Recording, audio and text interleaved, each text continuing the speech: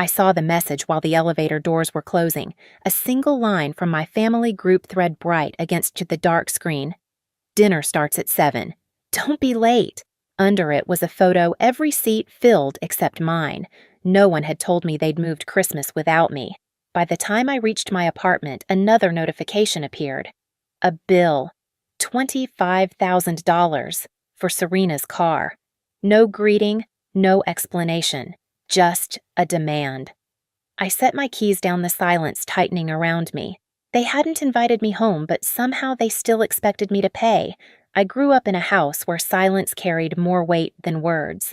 My father, Grant Rowan, liked to speak in short commands, never explanations. My mother, Elise, softened every edge he created, but never stepped between us. And my younger sister, Serena, lived in the spotlight he held up for her. Even as kids, she wore it easily. One winter afternoon when I was 11, I dragged an old computer tower from the garage onto the kitchen table. The casing rattled dust, lifting into the sunlight. I had no idea what I was doing. I only knew it felt like something that belonged to me. I bent over the open panel, studying the pieces, as if they were a language I could learn. Grant walked in coat still on. He didn't ask what I was building. He didn't even come closer. He glanced at the wires at me, then shook his head. "Waste of time," he said, hanging his keys on the hook. "Do something real." Behind him, Serena, 2 years younger but always 2 steps ahead in his eyes, slid onto a chair swinging her legs. "Dad, look what I made." She held up a drawing of a horse wearing a crown. Grant smiled, ruffled her hair. "That's talent," he said. His voice never sounded like that with me. I remember touching the motherboard lightly, as if my fingers could hide my embarrassment. I closed the panel quietly and carried the computer back to the garage. That day, something shifted. A quiet understanding lodged itself beneath my ribs. I wasn't the one he wanted to see succeed. When I turned 16, Serena got a used car for her birthday. I got a handshake and a reminder to be responsible. 2 months later, she scraped the entire passenger side on a concrete pillar. Grant blamed me for not teaching her to park, though I'd never been in the car with her. Serena apologized once softly, but when Dad was in the room, she let the story twist toward my carelessness. It was easier for her that way.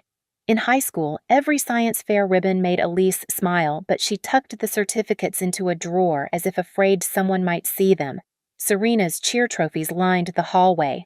Guests admired them the moment they stepped inside. I learned to live in the spaces between applause.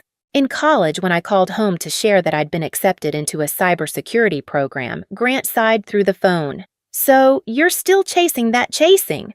As if ambition was a mistake. Serena's updates were different: new job offers, new celebrations, new praise. She kept me informed with a kind of polite pride, the way someone might discuss weather patterns. Never cruel, never kind. Just detached. Looking back now, I realize none of it surprised me when they didn't invite me to Christmas. The pattern was older than any holiday. It was the life I had learned to survive in, but I never planned to stay in it forever. The bill arrived an hour after the Christmas photo. $25,000. The subject line was blunt, almost careless, as if the amount meant nothing to anyone sending it.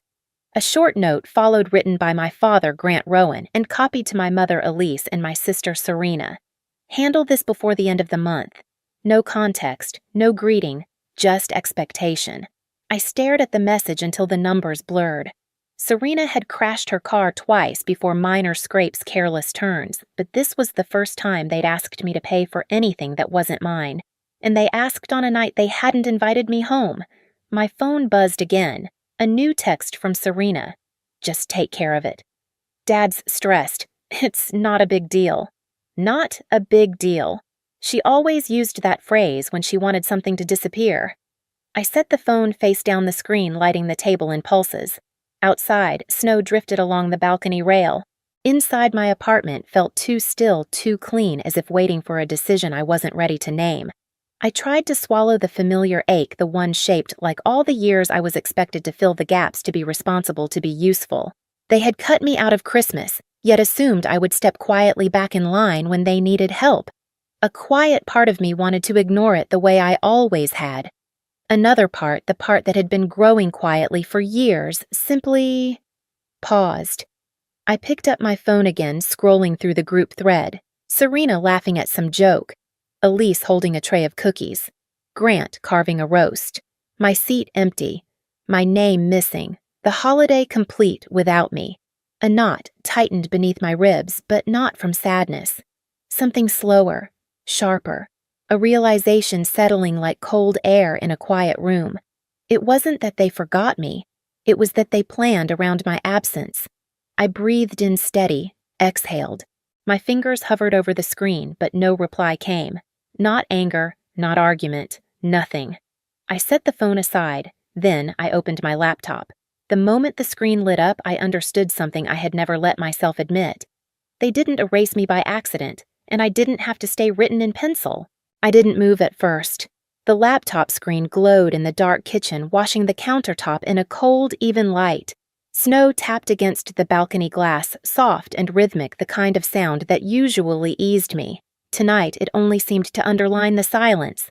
I opened my financial dashboard. Rows of numbers blinked back at me, steady and factual, everything my family always refused to acknowledge. Years of contracts, payments, project bonuses. Everything I had built on my own, without them knowing, without them asking. My cursor hovered over the recent messages again. The Christmas photo, the empty seat, the car bill. Handle this before the end of the month. My father, Grant, always wrote like that, short-clipped, devoid of question marks, as if my life existed to patch the consequences of everyone else's choices, as if my job was simply to absorb impact. I took a slow breath and leaned closer to the screen, elbows braced on the cool countertop. When I was younger, I used to whisper explanations in moments like this, rehearsed reasons, excuses, anything to soften their silence. I didn't owe explanations anymore. The first thing I did was pull up the bank account tied to the car loan. My name wasn't on it. Of course it wasn't. Serena's name was, and my father's. Yet somehow they'd decided the responsibility belonged to me. The cursor blinked beside the contact number. I didn't call yet. Instead, I opened a notebook and turned to a clean page. I wrote 3 lines. Car loan. Due amount $25,000. Ownership Serena plus Grant. The handwriting was steady, not angry, just precise. I turned to the next page. Christmas. Invite list not included. Message sent after dinner started.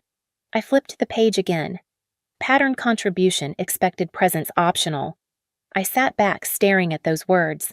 They didn't sting, they clarified. For the first time, I felt the shape of the boundary forming not in emotion, but in logic, a clean cut, a necessary one. I closed the notebook. In the quiet, the apartment felt different, less like a refuge, more like a command center. I opened the drawer beside the sink and pulled out a folder. Inside were documents I hadn't looked at in months. Partnership agreements, revenue summaries, projected valuations, all the things no one in my family had ever asked about because they never believed I had anything worth knowing. I spread them out on the table one by one, aligning edges until everything formed a neat grid. It looked like evidence. Or maybe it looked like a map where I had been and where I was going next. I didn't need revenge. I needed distance. A clean separation measured in facts, not feelings. The bank's number flashed on the screen again. I tapped it. A calm, automated voice answered, "Please hold while we connect you." My fingers curled lightly around the edge of the counter. This wasn't anger. It was clarity. The kind that settled deep, the kind you felt in your spine. A human voice came next. "How can I assist you?" I spoke evenly. "I need to report a vehicle for repossession. The owner has defaulted. The woman on the line asked for documentation. I gave her every detail tied to the loan, each one provided by my family in the forwarded bill. When she asked for my relationship to the owner, my answer came without hesitation. I'm not responsible for the loan," I said quietly.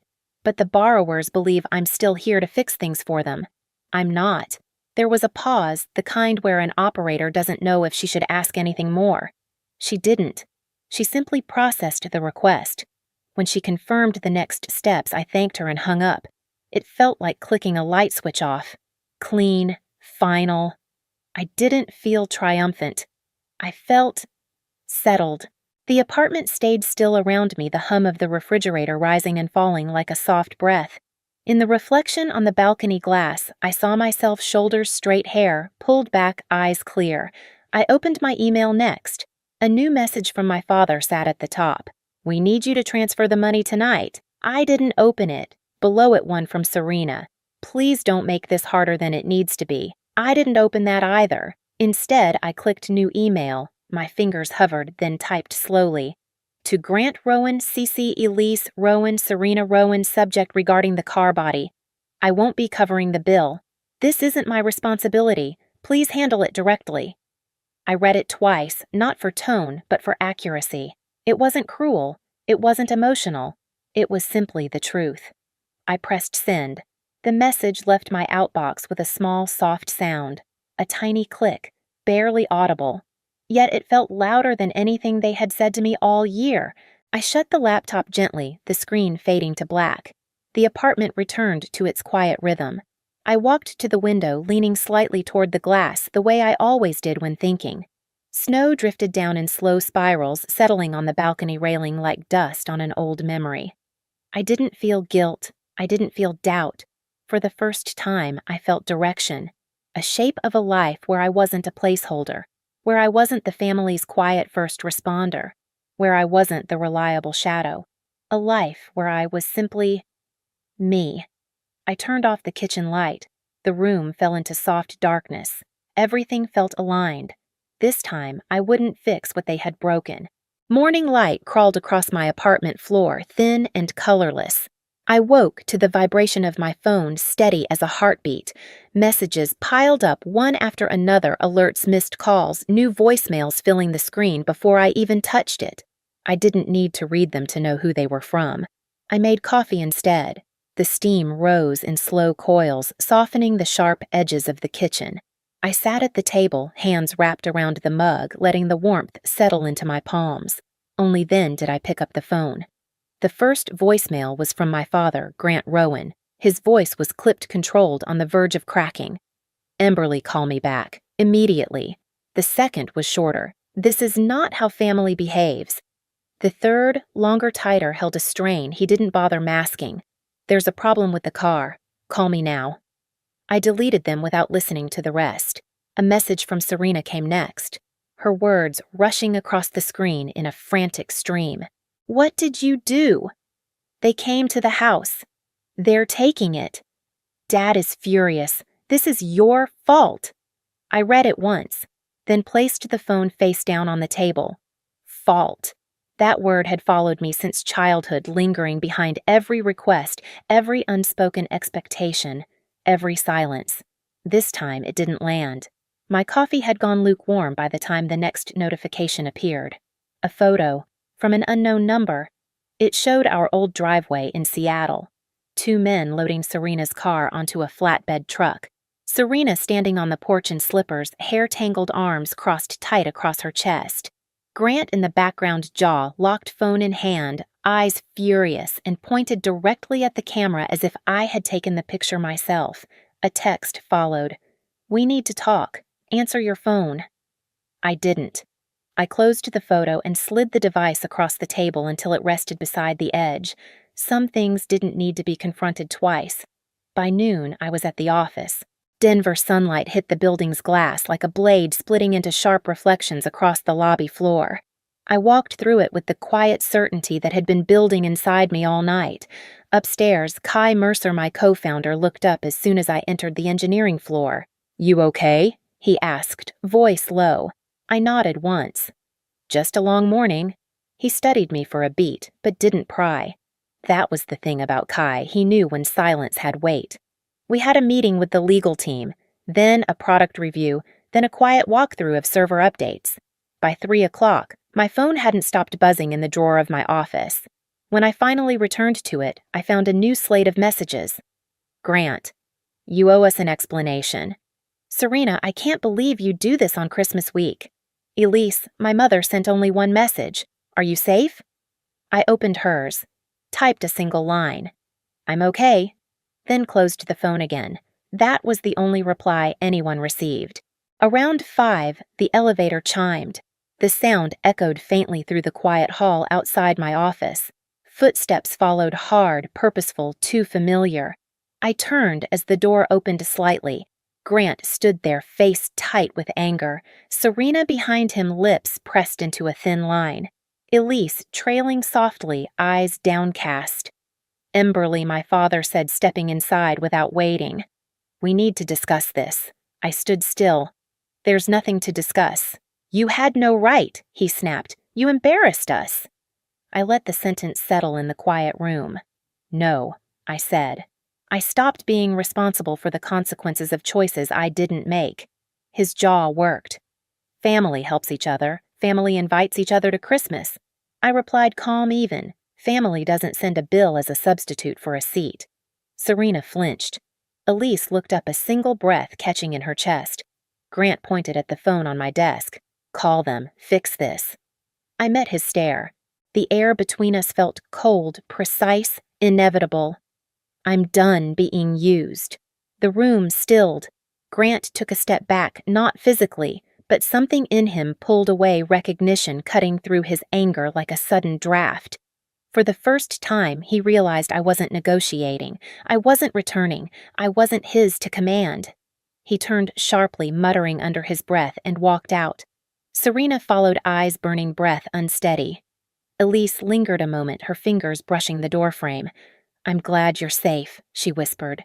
Then she left too. The door clicked shut behind them, quiet, exact, final. I stood alone in the office, the city stretching wide beneath the glass. For the first time, the silence felt like authority. The apartment was dim when I returned that night. No messages lit the screen. No vibrations echoed across the counter. The silence felt complete in a way it never had before, steady, almost structural, as if the quiet itself was holding the walls upright. I set my keys down and walked to the window, leaning slightly toward the glass, the way I always did when thinking. Denver stretched beneath me, calm and wide, the lights blinking like slow-moving constellations. The city didn't care who I had been to my family. It only reflected who I was becoming. I made tea and carried it to the balcony. The air was colder than earlier, soft, with the kind of stillness that comes only after a decision has already taken shape. I wrapped both hands around the mug and let the steam rise against my face. My breath drifted out in thin, pale ribbons dissolving into the night. There was no triumph in me, no rush, no surge of victory, just space. Enough space to finally see the years I had spent bending myself around other people's expectations. Enough space to understand that stepping away wasn't rebellion, it was survival. And enough space to feel for the very first time that my life belonged to me in a way it never had before. Inside, the apartment's lights glowed faintly against the hardwood floor. A folded jacket lay on the back of a chair. A small stack of work files sat neatly on the table. Ordinary things, quiet things, uncomplicated by obligation. I thought of Elise, my mother, her soft voice, the careful question she'd asked earlier. "Are you safe?" It echoed in me longer than anything else from the day. For years, I mistook distance for failure, silence for punishment. But standing there, feeling the cold wind move through my sleeves, I understood something uncomplicated and clean. Sometimes distance is the only version of love you can give yourself. A car moved along the street below, headlights sweeping like a slow arc across the buildings. I watched it disappear into the dark, feeling no pull to anything behind me. The life waiting ahead was quiet, intentional, mine. I finished my tea, set the mug down, and let the night settle around me, light open free. I closed the balcony door behind me, the latch clicking softly in the quiet apartment. No voices followed, no footsteps trailed close. Just the steady hum of a life I had finally chosen without permission. People think the hardest part is letting go. It isn't. It's realizing how long you held on to a weight that was never yours. And in that realization, something shifts, clean, irreversible. Silence stops feeling like absence. It starts sounding like freedom,